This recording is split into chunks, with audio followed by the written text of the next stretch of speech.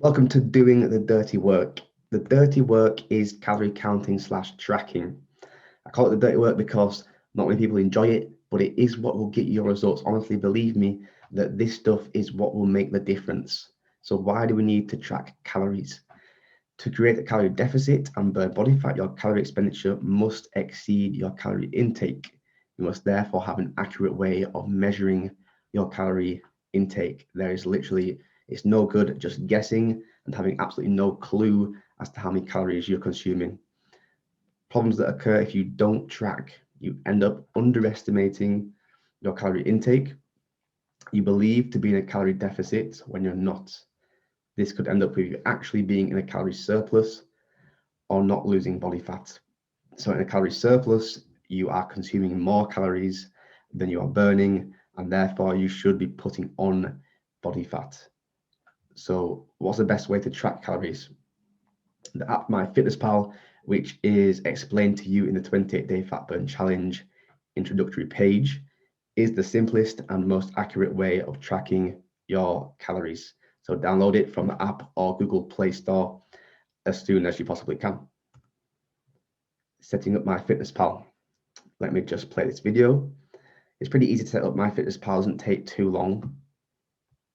It's really quite straightforward, but this is the home screen. Once you set up an account with your Gmail address, click in the bottom right where it says more.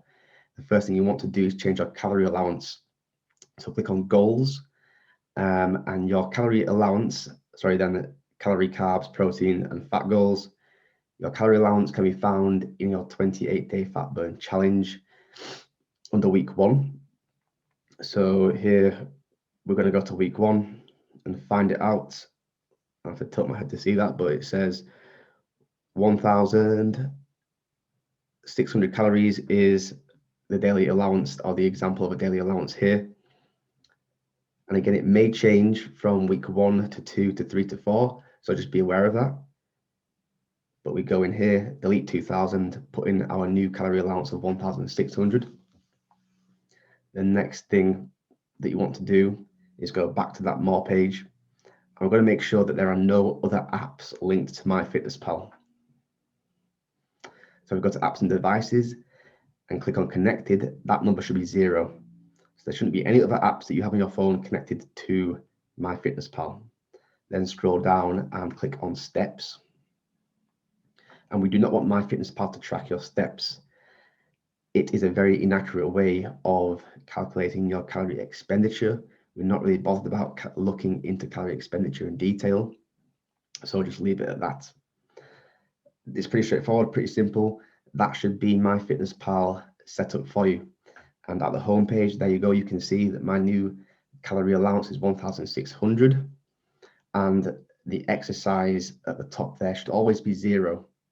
Always be 0, because you should not have any other apps connected, and MyFitnessPal should not be tracking your steps.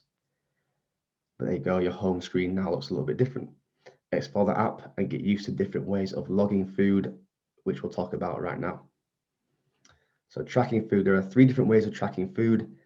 The first of which is using the search bar. So if you click on your diary in MyFitnessPal, which is at the bottom of the home page, it should look a little bit like this. So we have breakfast, lunch, and dinner.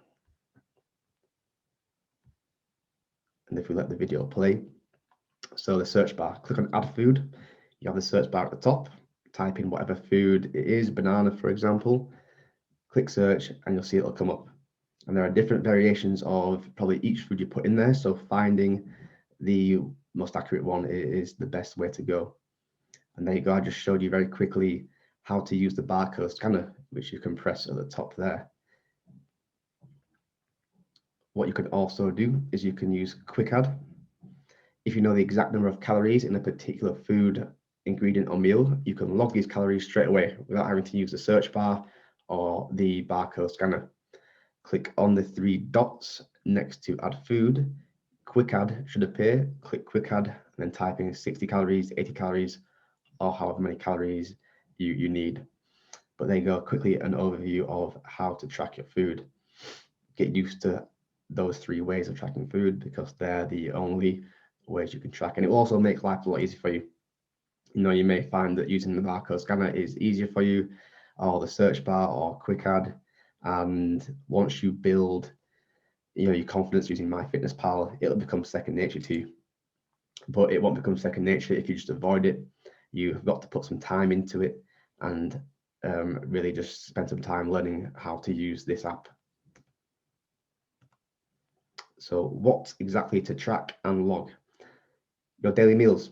So all ingredients included in your daily meals, all snacks, whether it be fruit, biscuits, or anything else, liquids, can't forget about them, soft drinks, coffees, alcohol, and juices, oils and spreads. These are often forgotten about and are examples of hidden calories because they are high in fats and therefore high in calories. So they need to be tracked and looked at in a little bit more detail.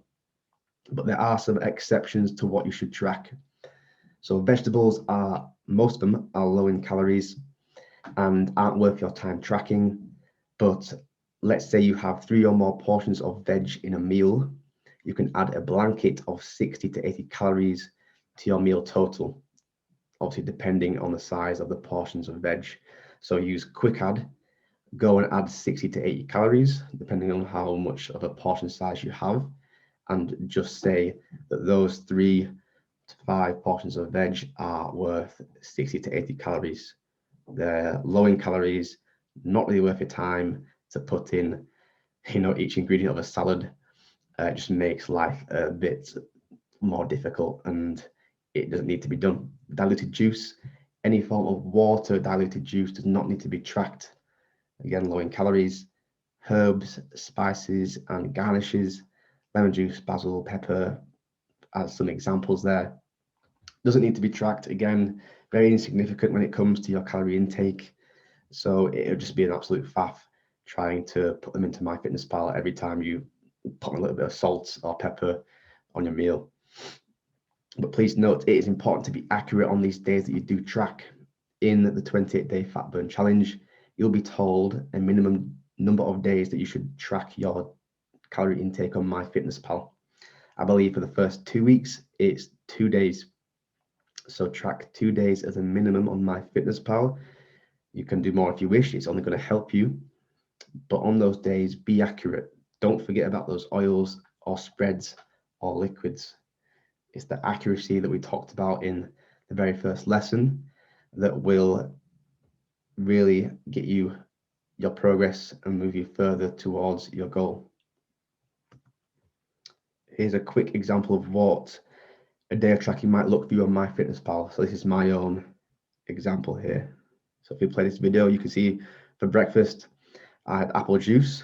It wasn't diluted, so I tracked it. Scrambled eggs, I had 2 large eggs in my scrambled eggs. Wholemeal bread, 2 slices. Butter, that's a spread, so I tracked that. Full fat milk, I had that with my scrambled eggs as well, so I couldn't forget about that. And so that was pretty straightforward for my breakfast. You'll see that my breakfast came to 536 calories. And if we go on to my lunch was pretty simple, pretty basic. Chicken breast, one chicken breast, 110 calories. Brown rice, 1 cup of it. And then, as you can see, I quick added 60 calories. That's because I had a couple portions of veg with that chicken breast and the brown rice. So I just thought, okay, I'll add in 60 calories rather than add the vegetables, as you remember. And if we go down to my dinner,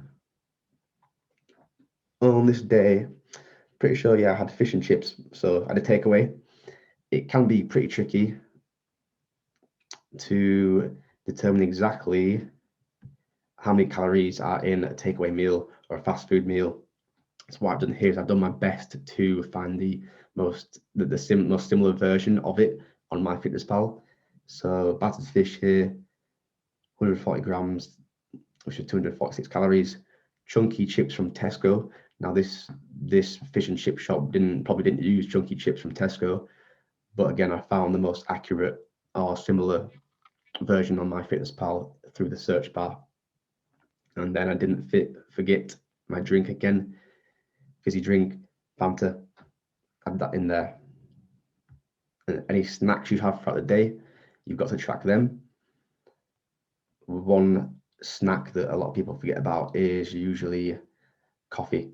So on that day, I had the skinny coffee. There are many different examples of variations of coffee, mocha, iced coffee, whatever it is. Add them in there. Another snack as well. Unsalted cashew nuts. I only had a handful, so I roughly estimate that to be 1.5 cups of, sorry, not 1.5, 0.2 cups of unsalted cashews. And as you can see there, that was 160 calories, just that 0.2 cups full of cashew nuts. So you can see that you've got to be accurate and you've got to be detailed when you're tracking. No exercise added at the bottom, forget about that, as I mentioned before. And water as well, you don't need to track water either. At the top, you can see that my calorie goal is 1,800. On this particular day, I ate 1,744 calories. So I therefore have 56 remaining. So that was a pretty perfect day for me. What I would say is try to leave yourself about 100, so try to aim for 100 calories or up to 100 calories below your goal, just in case you have miscalculated slightly.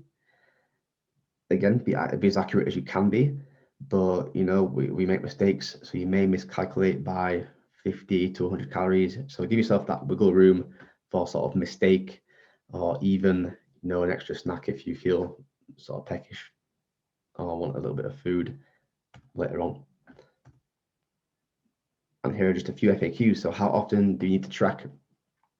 As I mentioned, you can see how many days of the week I suggest you track as a minimum under each weekly tab of the 28-day fat burn challenge.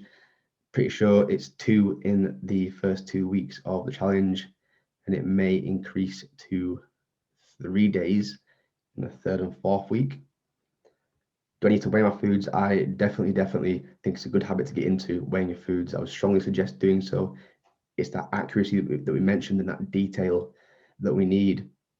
So for example, on the day that I tracked, I weighed out my chicken breast. Pretty simple. Put a chicken breast on the weighing scales, put my rice on the weighing scales. Took me 2 minutes.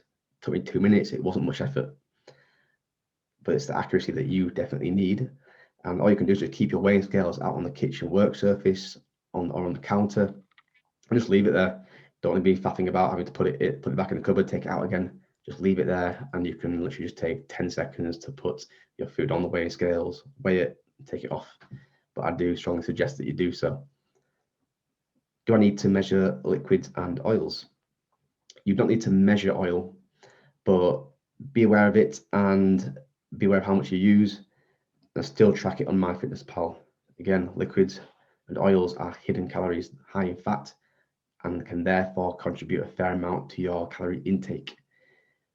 And if you are unsure of anything else regarding the use of MyFitnessPal, you can always go to more, help, and then frequently asked questions inside the app. But that is the dirty work, guys. It's what's going to get you your results. The more you use MyFitnessPal, the more you'll get used to it. You can't expect to jump on MyFitnessPal and get used to it straight away and love it. And some people just don't like calorie tracking. And that's the reason why I get you to track a minimum amount of days and not ask you to do it every day, because that's when you become obsessed and frustrated. But learn it, learn how to use MyFitnessPal, follow the steps to set it up, and yeah, it's going to be a really valuable tool to you. It's going to be pretty much your best friend throughout this course and the rest of the course. So any questions, let me know, and I'll see you in the next video.